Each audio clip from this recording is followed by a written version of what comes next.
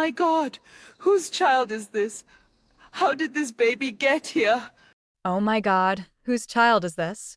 The old woman's hands started shaking. A tiny baby was crying inside a giant animal nest deep in the forest. But what she did not know was even more shocking. Hidden behind the trees, a mysterious woman was watching everything with tears in her eyes and a painful smile on her face. And the secret she was hiding would change many lives forever. The sun was slowly setting over a small African village. Old Mama Zola was gathering firewood in the forest, just like she did every day. Her back hurt from years of hard work, but she had no choice. Her husband had died 3 years earlier. She had no children. And cutting wood was the only way she could survive. Mama Zola tied a bundle of wood together and started walking home. Then suddenly, she heard a strange sound. A baby crying. She stopped. Her heart started beating faster. At first, she thought she was imagining things. But then she heard it again. A loud cry. A desperate cry. "Who is there?" she called out. No answer. The crying continued.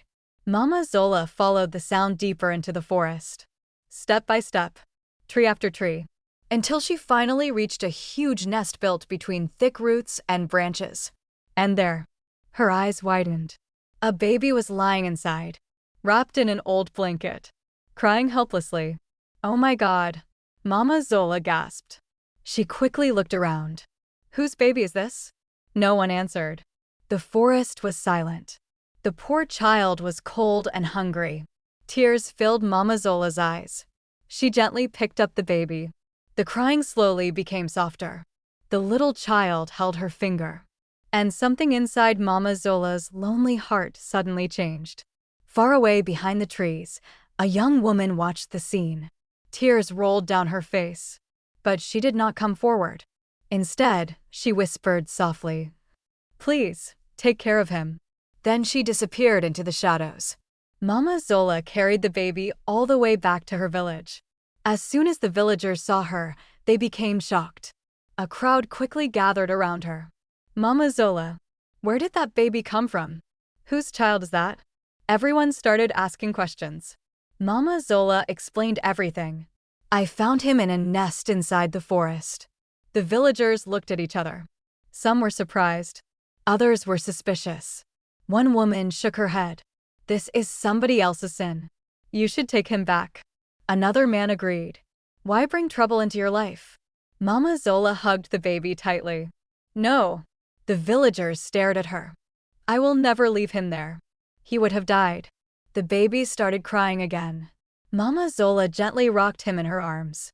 "I have no children. I have nobody. Maybe God sent him to me." The villagers tried to argue. But Mama Zola refused to listen. She walked home carrying the baby. Inside her small house, she quickly warmed some milk. The hungry child drank every drop. For the first time that day, he stopped crying.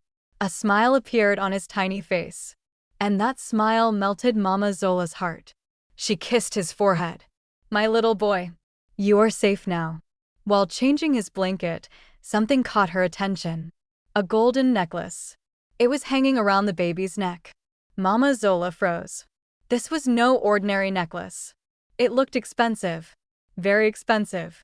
What is this doing on a baby abandoned in the forest? She carefully removed it and placed it inside a wooden box. One day, she whispered, "When you grow up, this will belong to you." Then she looked at the child again. A warm smile appeared on her face. "I will call you Kofi." The little baby laughed softly. Mama Zola's eyes filled with tears. For the first time in many years, her house no longer felt empty. But far away in the darkness, the mysterious woman was watching the village. And she whispered something that would soon change everything. "Forgive me, my son. One day, I will come back for you. You're a child with no parents." The cruel words hit Kofi's heart like a knife. The children laughed. One woman even pushed him to the ground. And that day, for the first time in his life, Kofi started asking questions that Mama Zola was afraid to answer. Years passed. The tiny baby found in the forest was now a bright and cheerful boy. Kofi was 8 years old. Mama Zola loved him with all her heart. Every morning she woke up before sunrise, cooked breakfast, and walked him to school before going to the forest to cut firewood. Life was still difficult. Their house was still small. Their clothes were simple. But their home was full of love. Every evening Kofi waited for Mama Zola outside their little house. As soon as he saw her, he would run into her arms. "Mom." Mama Zola would smile and hug him tightly. "You waited for me again?" Of course, Kofi would laugh. "You are my whole world." Those words always brought tears to her eyes. One evening, while they sat together eating dinner, Kofi looked at her seriously. "Mom, when I grow up, you will never work again." Mama Zola smiled. "Oh, really?" "Yes." Kofi nodded proudly. "I will study hard. I will get a good job. And I will buy you a beautiful house in the city. A house with a big garden. You will rest every day. No more carrying wood. No more pain." Mama Zola laughed through tears. The boy was still young, yet his heart was bigger than many adults. She touched his cheek. "You are already my greatest gift." The years continued to pass peacefully, until one terrible afternoon. School had just ended. Children were playing outside. Kofi was walking home when another boy suddenly bumped into him. The two boys started arguing. Soon they were fighting. Kofi pushed the boy away. The other child began crying loudly. A few moments later, the boy's mother came running. She grabbed Kofi by the arm. "How dare you touch my son?" Kofi tried to explain, but he started. "Be quiet." The woman's face twisted with anger. Then she shouted words that shocked everyone nearby. "You don't even know who your parents are." The playground became silent. The woman pointed at him. "You're a child nobody wanted. You don't have a real mother." The children began whispering. Some laughed. Others stared. Kofi felt his chest tighten. His eyes filled with tears. The woman continued. "Everyone knows you were found in the forest like an abandoned animal." Those words broke something inside him. Kofi ran away crying. He ran all the way home. When Mama Zola arrived later that evening, she found him sitting alone outside. His eyes were red. His face was covered in tears. She immediately rushed to him. "Kofi, what happened?" The boy looked up. His voice trembled. "Mom, am I really your son?" Mama Zola froze. For a moment, she could not speak. "Why would you ask that?" Kofi started crying harder. "The woman at school said you are not my real mother. She said nobody wanted me. She said I was abandoned." His small shoulders shook with pain. "Tell me the truth." Mama Zola's heart shattered. She pulled him into her arms. "Kofi, you are my son." The boy looked at her. "But am I really?" Tears rolled down Mama Zola's cheeks. "You are my son in every way that matters. I love you. I always will. You are my family. You are my whole world." Kofi hugged her tightly. For a long time neither of them spoke. That night, after putting Kofi to bed, Mama Zola walked to the house of the woman who had insulted him. She knocked hard on the door. The woman opened it. "What do you want?" Mama Zola's eyes burned with anger. "Listen carefully. Kofi is my son. And if you ever hurt him again, you will answer to me." The woman laughed. But Mama Zola did not move. For the first time, everyone saw the fierce mother hidden inside the old woman.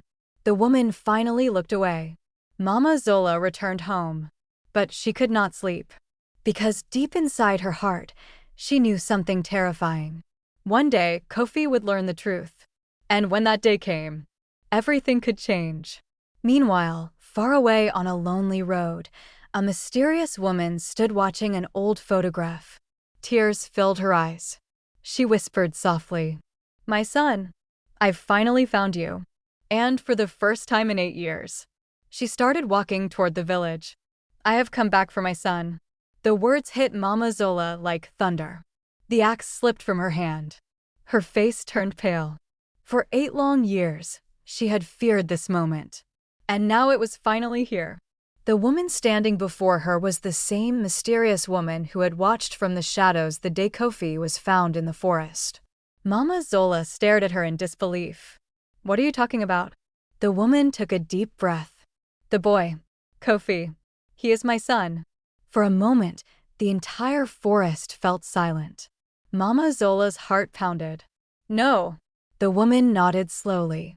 Yes, I am his mother. Mama Zola stepped back. Her eyes filled with anger. If he was your son, then why did you leave him in the forest? Why did you abandon him? The woman lowered her head. Tears rolled down her cheeks. It is a long story. Mama Zola's voice became sharper. Then tell me. The woman looked at her with pain in her eyes. I was born into a wealthy family. My name is Amara. My father was respected across the region. I had 2 older brothers. My father wanted a perfect future for me. He helped me become a doctor. But while studying, I fell in love. Her voice shook. My father refused to accept the man I loved. He wanted me to marry someone else. So I ran away. Mama Zola listened silently. Amara continued. A year later, my father died. They said his heart broke because I left. Tears streamed down her face. I blamed myself every day. My brothers blamed me too. They hated me. They swore they would never forgive me. Amara's hands trembled. Then things became worse. My husband and I kept moving from place to place. One day, he died in a terrible accident. She paused. It wasn't an accident. I know my brothers arranged it. Mama Zola gasped. Amara nodded. They wanted revenge. They wanted to destroy everything I loved. I was pregnant. I knew they would come after my child next. Fear filled her eyes. So I ran. I hid. I gave birth to Kofi in a small village. But my brothers kept searching. They were getting closer every day. I was terrified. If they found him, they would kill him. Mama Zola's expression slowly softened. Amara pointed toward the forest. That day, I saw you cutting wood. I watched you from a distance. I saw kindness in your eyes. So I made the hardest decision of my life. Her voice broke completely. I placed my baby in that nest. And I prayed. I prayed that a good person would find him. Mama Zola remembered that day. The crying baby. The lonely forest. The feeling that fate had brought them together. Amara wiped away her tears. When I saw you carry him away, I finally felt peace. I knew he was safe. I knew he had a chance to live. Mama Zola remained quiet. Then she spoke. You made many mistakes. Amara lowered her eyes. I know. You hurt your father. You ran away. And you left your child. I know. Every word felt like a knife. But Amara did not argue. Because deep down, she knew it was true. Suddenly, a familiar voice came from behind them. Mom? Both women turned around. Kofi was standing there. He had followed Mama Zola into the forest. His school bag hung from one shoulder. Confusion filled his face. He looked at Amara. Then at Mama Zola. Who is she? Neither woman answered immediately. The silence felt endless. Finally, Amara stepped forward. Tears filled her eyes. Kofi, I am your mother. The boy froze. What? His voice barely came out. Amara nodded. I am the woman who gave birth to you. Kofi looked shocked. Then he slowly turned toward Mama Zola. His eyes searched hers for answers. And what Mama Zola said next changed everything. She's telling the truth. Kofi felt the ground disappear beneath him. The world he had known for 8 years suddenly shattered. And the biggest secret of his life had finally been revealed.